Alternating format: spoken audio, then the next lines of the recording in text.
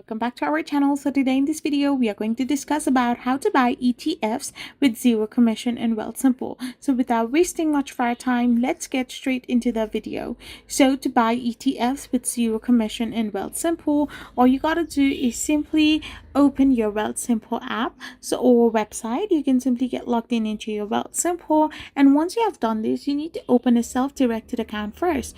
You need to simply do this and get logged in into your account. So once you have been logged in into your account as well, you need to find the ETF. You need to go in the discovery tab and search for the particular ETF which you want to search. So on the website, you can use the search name or symbol field at the top of the page and initiate a buy order. Select the ETF from the list and click on the buy option. You can also set order details. You can choose your order type, enter the number of shares you want to buy, or select max to buy as many as you can afford. You can now select the account you want to purchase from and review and submit. So this is how you can simply buy ETFs with zero commission in Wealthsimple.